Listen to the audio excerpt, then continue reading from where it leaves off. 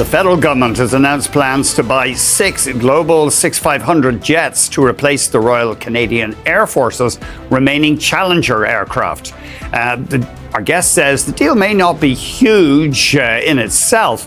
However, Bombardier is already to deliver about 60 of these aircraft over the next few years. Washington was watching the wrong battlefield. While American headlines obsessed over tariffs, border theatrics, and political noise, something far more dangerous to U.S. leverage was unfolding quietly north of the border. No shouting, no threats, no speeches designed for cable news, just a signature, a contract, and a strategic shift that rewired an entire industry overnight. Mark Carney didn't announce a trade war. He didn't challenge Trump directly. He didn't escalate rhetoric. He did something far more consequential. He moved $753 million of aerospace power out of reach. For years, American policymakers assumed Canada's aerospace sector would remain dependent on U.S. supply chains, dependent on American defense procurement, dependent on Washington's approval. That assumption just collapsed. Because when Canada committed $753 million to its domestic aerospace industry, this wasn't stimulus. This wasn't industrial charity. This was a structural realignment, one that permanently reduces American leverage in North American airspace. And Washington barely noticed. The deal itself looks harmless at first glance. Aircraft modernization, surveillance capability upgrades, domestic manufacturing investment, the kind of thing governments announce quietly and move on from. But look closer. Every dollar in that $753 million stays inside Canada. Every aircraft is built domestically. Every component strengthens Canadian supply chains. Every job created reduces reliance on U.S. aerospace contractors. This wasn't procurement. This was sovereignty engineering.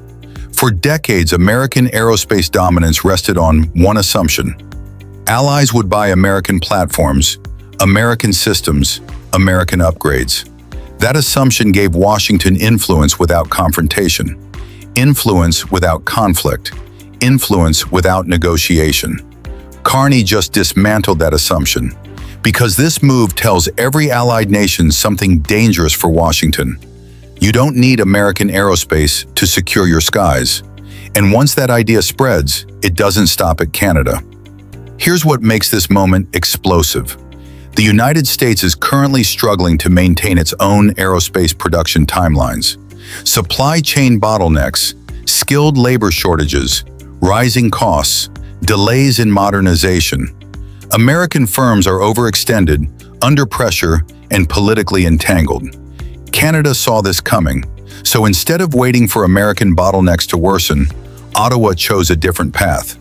Build capacity at home, lock in contracts now, secure talent domestically, and insulate future defense decisions from U.S. political volatility. This isn't about one aircraft program. It's about who controls aerospace leverage in the next decade. Trump's entire economic worldview relies on pressure. Tariffs, threats, transactional loyalty.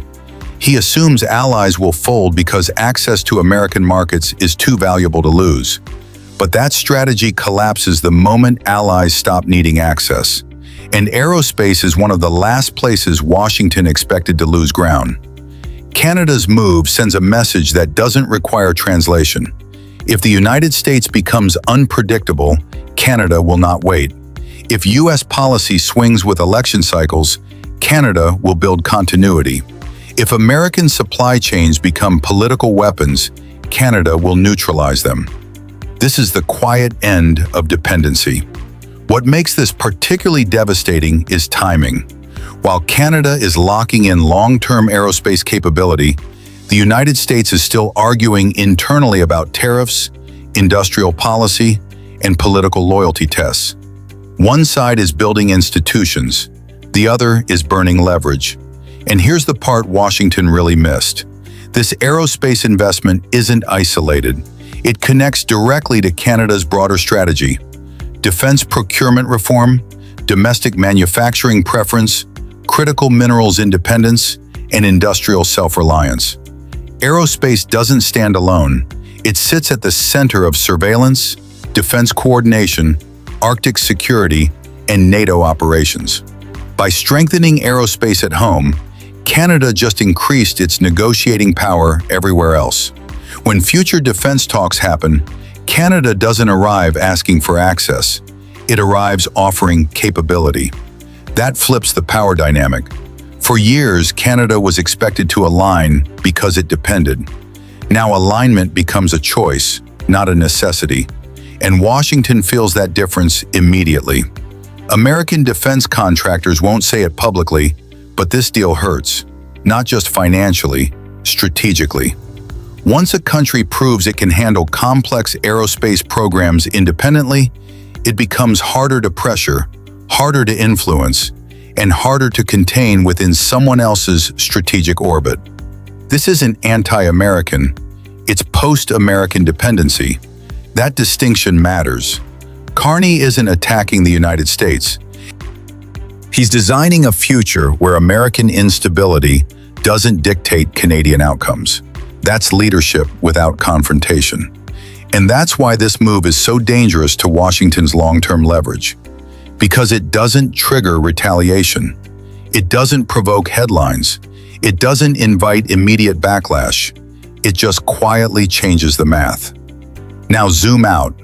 The United States is currently begging China for processed battery materials. American manufacturers remain exposed to foreign supply shocks. Defense timelines slip while politics dominates procurement decisions. Canada, meanwhile, is doing the opposite, locking supply chains, building domestic capacity, making long-term decisions immune to short-term chaos. This $753 million aerospace commitment is the same philosophy applied at altitude. And Trump missed it. He was focused on pressure points that no longer matter. Borders, tariffs, rhetoric, while Canada was redesigning the system underneath him. That's the real shock. Not the money, not the aircraft, not the announcement. The shock is that Canada is no longer reacting. It's preempting. And once a country shifts from reaction to preemption, power changes hands permanently. This is what modern economic sovereignty looks like. Quiet, structural, irreversible. By the time Washington realizes what happened, the contracts are signed, the factories are active, the workers are trained, and the leverage is gone. No emergency meeting can undo that. No tariff can reverse it. No political speech can reclaim it. This wasn't a press conference moment. It was a systems moment. And systems outlast presidents.